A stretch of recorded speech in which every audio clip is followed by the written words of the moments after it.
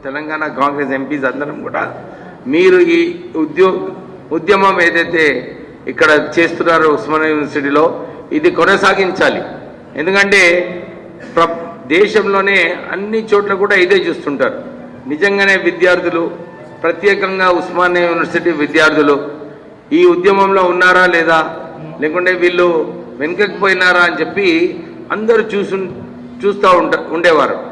నాకు మంచిగా గుర్తుంది 1969 ఉద్యమంలో కూడా అప్పుడు మా నాన్నగారు వెంకటస్వామి గారు చాలాసార్లు అప్పుడు కూడా ఉద్యమంలో పాల్గొనడము, వారిపైన అప్పుడు పోలీస్ ఫైరింగ్ అయిన తర్వాత ఉస్మానియా హాస్పిటల్లో ఒక సుమారు 2 నెలలు ఐసీయూలో ఉన్నారు.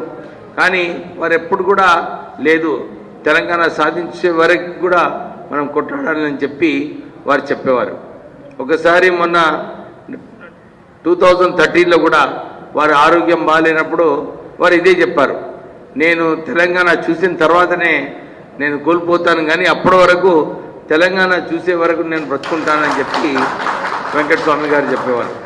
నిజంగా చెప్పాలంటే ఆ ధైర్యము ఏదైతే వచ్చిందో తెలంగాణ ఉద్యమంలో, కాంగ్రెస్ పార్టీలో ఉన్నప్పటికీ కూడా ఉద్యమం చేయడము, అప్పుడు నిజంగానే సోనియా గాంధీ గారు గొప్ప వ్యక్తి వారు. మేము ఇన్నిసార్లు పార్లమెంట్లో ధర్నా చేయడము, వెళ్ళోపోవడము ఇవన్నీ చేసినప్పటికీ కూడా వారు మా ఉద్యమం, వారు మా తెలంగాణ ప్రజల ఏదైతే ఆకాంక్షలు ఉండేనో తెలంగాణ సాధన కోసం వీళ్ళందరూ కూడా కొట్లాడుతున్నారు. వీరు ఏదైతే చేస్తున్నారో మేము పార్టీ వ్యతిరేకంగా కాదు, వీరు ఈ ఉద్యమం కొనసాగించాలని చెప్పి చాలాసార్లు సోనియా గాంధీ గారు కూడా మాకు ప్రోత్సహించేవారు. నాకు మంచిగా గుర్తుంది, ఆ రోజులలో తెలంగాణ సాధించుకోవాలంటే మేము మొదలు తెలంగాణ కాంగ్రెస్ ఎంపీస్ అందరం కూడా ఒక తాటిపై, ఎందుకంటే అప్పుడు ఆ రోజులలో చాలామంది ఎట్లా గ్రూప్స్ క్రియేట్ చేయాలి, ఈ స్ట్రెంగ్త్ ఏదైతే ఉండేనో, ఈ బలము అందరూ తెలంగాణ కాంగ్రెస్ ఎంపీస్ కలిసి పోరాటం ఏదైతే చేసేవారో వీళ్ళందరూ ఈ పోరాటంని, ఈ యూనిటీని ఎట్లా స్ప్లిట్ చేసి తెలంగాణ ఉద్యమం వెనుక తీసుకువెళ్ళాలని చెప్పి చాలా ప్రయత్నాలు జరిగాయి. ఒకసారి వీరప్పమొయిల్ గారు మీటింగ్ పెట్టారు, తెలంగాణ ఎంపీస్ అందరూ కూడా రావాలి, మీ అభిప్రాయాలు చెప్పాలని చెప్పి వారు ఒక మీటింగ్ పిలవడం జరిగింది. మేము ఆ మీటింగ్ వెళ్ళినప్పుడు ఆశ్చర్యపడిపోయినాం. వైఎస్ జగన్ కూడా అక్కడ కూర్చున్నాడు. అంటే మేము అడిగినాం, సార్ ఆయన ఎందుకు వచ్చినాడు? లేదు ఆయన ఉట్టినే వచ్చినాడు, కొద్దిగా అందరూ కూడా తెలంగాణ అంటున్నారని చెప్పి ఆయన నమ్మటం లేదు, అందరూ కూడా స్ప్లిట్గా ఉన్నారని చెప్పి ఆయన ఒక ఇంప్రెషన్ ఇచ్చినాడు. కానీ ఆ రోజు ఆ మీటింగ్లో అందరు ఎంపీస్ కూడా ఇదే చెప్పారు, మేము తెలంగాణ కోరుకుంటున్నాము, కాంగ్రెస్ పార్టీ తొందరలోనే తెలంగాణ ఇవ్వాలని చెప్పి అందరు ఎంపీస్ చెప్పినప్పుడు వైఎస్ జగన్మోహన్ రెడ్డి నిజంగానే ఆశ్చర్యపడిపోయినాడు. ఆయన అనుకున్నాడు, అరే నన్ను చూసిన తర్వాత ఈ ఎంపీలు అందరూ కూడా భయపడిపోతారు, తెలంగాణ వద్దంటారేమో అని వైఎస్ జగన్ అనుకున్నాడు. కానీ అక్కడ ఎంపీస్ అందరూ కూడా ఇదే చెప్పినారు, మాకు తొందరగా తెలంగాణ ఇవ్వాలి, సోనియా గాంధీ గారు మాకు మాట ఇచ్చారు డిసెంబర్ 9th నాడు, మేము అందరం ఒక్కటే తాటిపైన ఉన్నాము, మీరు ఇవ్వాలని చెప్పి అందరు ఎంపీస్ కూడా ధైర్యంగా అప్పుడు చెప్పడం జరిగింది. వారు కూడా పోయి సోనియా గాంధీ గారికి ఇదే చెప్పారు, అమ్మ ఇక్కడ తెలంగాణలో ఉద్యమం ఉంది, తెలంగాణ ఇస్తే బాగుంటుందని చెప్పి వారు కూడా ఫీడ్బ్యాక్ ఇవ్వడం జరిగింది. నేను ఇక్కడ ఇప్పుడే మన ఓయూ విద్యార్థులు చెప్పినట్టు 14Fలో కూడా అప్పుడు సుప్రీంకోర్టు లాయర్ ఎవరునే అప్పుడు లాయర్ మనం తీసుకుంది వెంకట్ నారాయణ అని చెప్పి సుప్రీంకోర్టు లాయర్ ఉండే, సొంతంగా పోయి వారికి ఎంగేజ్ చేసి ఈ 14Fలో ఎట్లైనా మీరు చొరవ తీసుకోవాలని చెప్పి వారికి చెప్పడము, వారు అప్పుడు మనం సుప్రీంకోర్టులో కూడా కేసు గెలవడము, మళ్ళీ తర్వాత చిదంబరంని కూడా పోయి అరే మేము గెలిచినామని చెప్పి వారికి కూడా ఆ ఆర్డర్ చూపించడము. అంటే ఆ ఉద్యమంలో అన్ని చోట్ల కూడా ఉస్మానియా యూనివర్సిటీ స్టూడెంట్స్ ఒక కీలకమైన పాత్ర వేసినారు. వారి ప్రోత్సాహంతోనే నేను కూడా చాలాసార్లు చూశాను, కేసీఆర్ ఎప్పుడు కూడా మానిటర్ చేసేటప్పుడు అరే యూనివర్సిటీలో ఏమవుతుంది, ఉస్మానియా యూనివర్సిటీలో ఏమవుతుందని చెప్పి ఎప్పుడు కూడా చూసేవారు. మా నాన్నగారు కూడా నాకు చెప్పేవారు, వారు ఇక్కడ Osmania university employees union president ఉండే ఒక టైంలో. తెలుసో తెలియదు గోపాల్ గారు, వారు ఇక్కడ యూనివర్సిటీ ఎంప్లాయీస్ యూనియన్ ప్రెసిడెంట్ ఉండే, వారు కూడా ఉస్మానియా యూనివర్సిటీతో చాలా సంవత్సరాలు సంబంధాలు ఉన్నాయి. మేమందరం కూడా తెలంగాణ ఉద్యమంలో అప్పుడు నాకు మంచిగా గుర్తుంది, అప్పుడు చాలామంది ఆత్మహత్యలు చేసుకున్నప్పుడు వీళ్ళందరికీ కూడా 1,00,000 రూపాయలు ఇవ్వాలని అనుకున్నాం. అంటే 250 మంది అయిపోయినారు, తర్వాత 350 మంది అన్నారు. కానీ అందరికీ కూడా 1,00,000 రూపాయలు ఆ రోజులలో మేము ఇవ్వడం జరిగింది.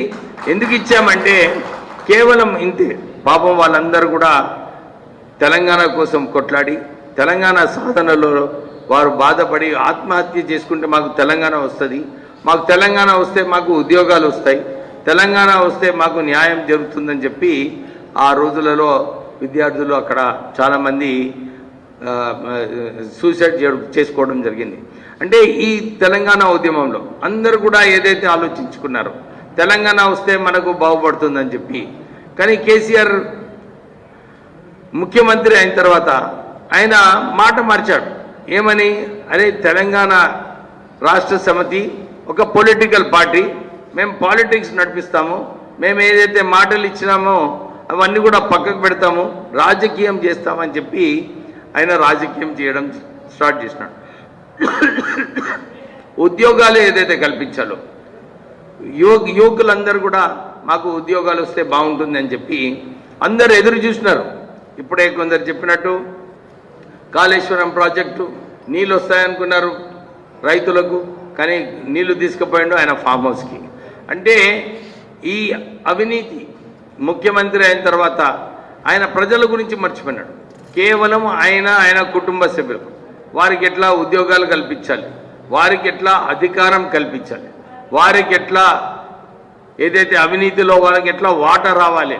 అంటే ముఖ్యమంత్రి తెలంగాణ వచ్చింది, మన తెలంగాణ ప్రజలకు న్యాయం చేయాలి, మన తెలంగాణలో ఎక్కువ ఉద్యోగాలు ఎట్లా కల్పించాలి. ఎందుకంటే అందరికీ తెలుసు ఈరోజు కాళేశ్వరం ప్రాజెక్టులో 1,00,000 కోట్ల రూపాయలు ఖర్చు పెట్టినారు. అట్లానే మిషన్ భగీరథలో కూడా అప్పుడు ఆర్డబ్ల్యూఎస్లో 70% వరకు వాటర్ సప్లై సిస్టమే ప్రారంభమైంది. కానీ ఈయన ఇది మంచిగా లేదని చెప్పి పక్కకు పెట్టి ఒక 40,000 కోట్లతోని మిషన్ భగీరథ అనే ప్రాజెక్ట్ స్టార్ట్ చేసి దాంట్లో కూడా అనేకమైన అవకతవకలు అనమాట. అప్పుడేమో ఆంధ్ర కాంట్రాక్టర్స్లు కాంట్రాక్ట్ ఇవ్వద్దన్నాడు, కానీ ఇచ్చింది కాంట్రాక్టర్స్ అన్నీ కూడా ఆంధ్ర కాంట్రాక్టర్స్కే. కాళేశ్వరం మిషన్ భగీరథలో ఆ కాంట్రాక్టర్ ఏదైతే ఉందో ఆంధ్ర కాంట్రాక్టర్ మెగా కృష్ణారెడ్డి, ఆయనకు ప్రపంచంలోనే ఒక పెద్ద ధనవంతుడు చేసినాడు.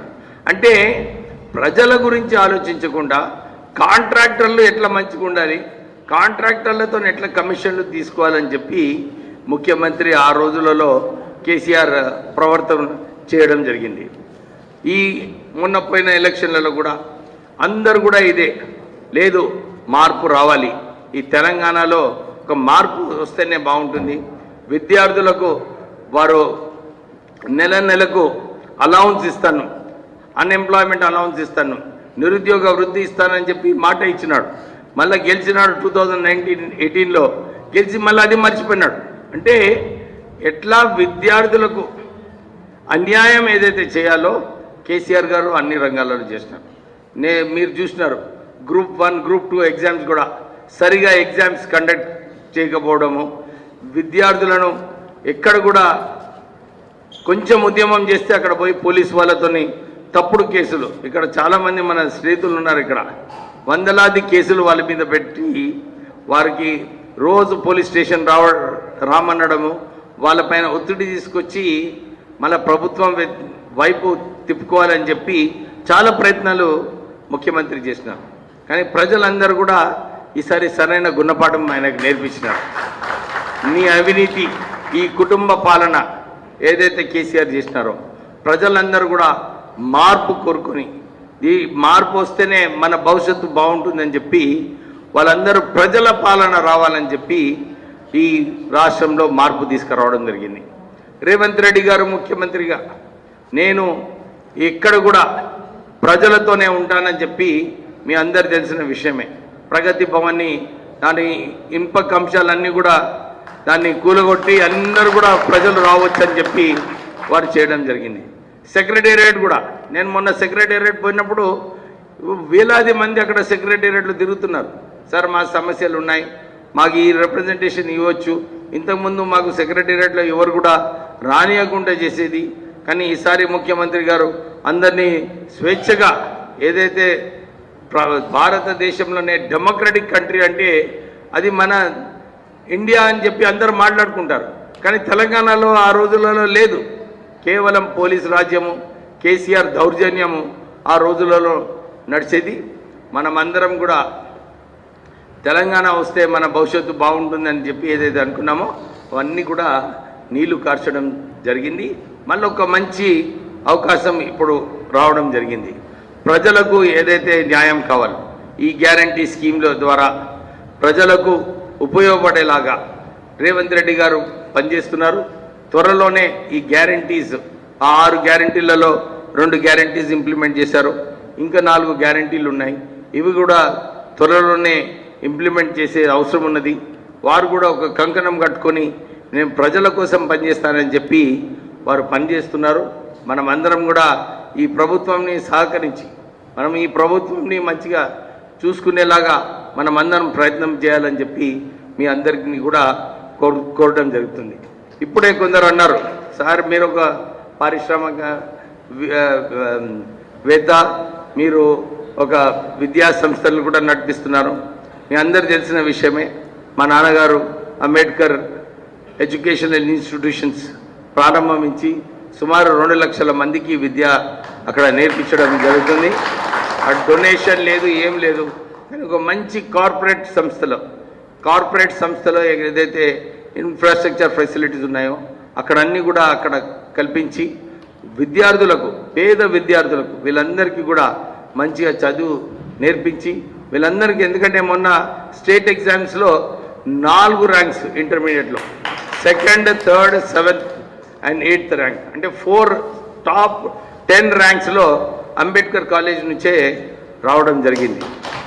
అంతేకాక ఎల్ఎల్ఎంలో కూడా ఫస్ట్ పొజిషన్ మన అంబేద్కర్ కాలేజ్ నుంచి వచ్చారు. అంటే ఒక అవకాశం కల్పించినప్పుడు బీదవాడు కూడా మంచిగా చదువుకొని ఎదగనికి ఒక అవకాశం కల్పించాలి. అది రాష్ట్ర ప్రభుత్వం బాధ్యత.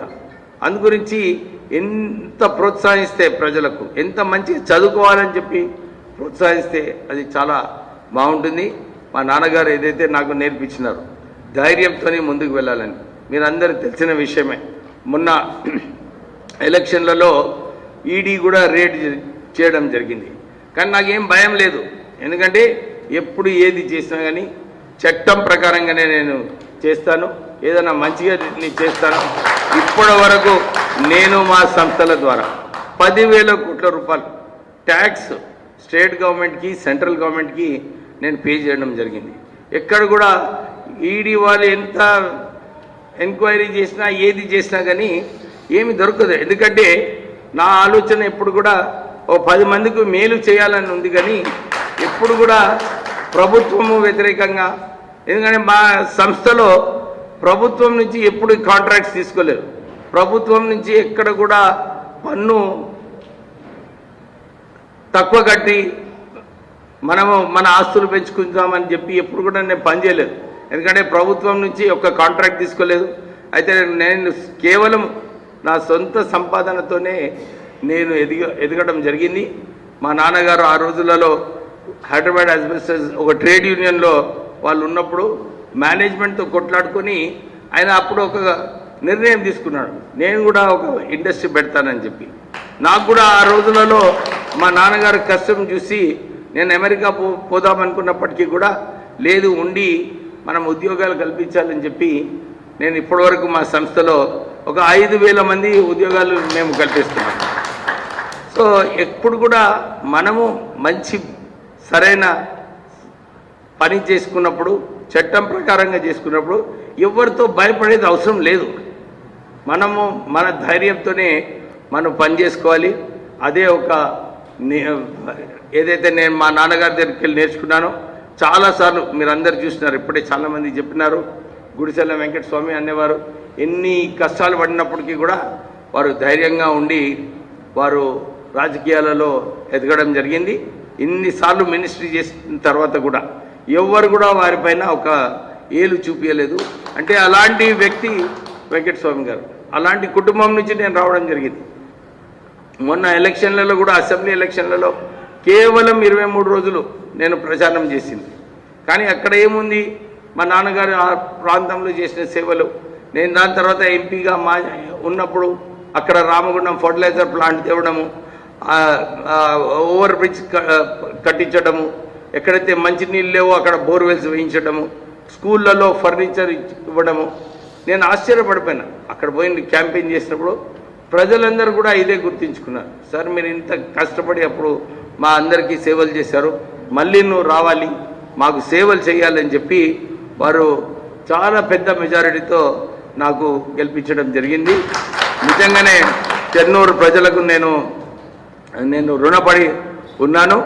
మాకు ఈరోజు ఫెలిసిటేషన్ ప్రోగ్రాంలో శ్వేత ఇంకా వారి టీము ఫెలిసిటేట్ చేసినందుకు మీ అందరికీ కూడా అభినందన చెప్తూ ముగిస్తున్నాను.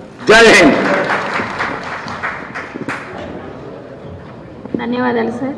ఇప్పుడు వివిధ జిల్లాల నుంచి మాల మహానాడు లీడర్స్ వచ్చారు. మాల మహానాడు అధ్యక్షుడు తలమల్ల హసేన్ గారు వివేక్ వెంకటస్వామి గారిని అలాగే వెన్నెలక్కని సన్మానించాల్సిందిగా కోరుతున్నాను.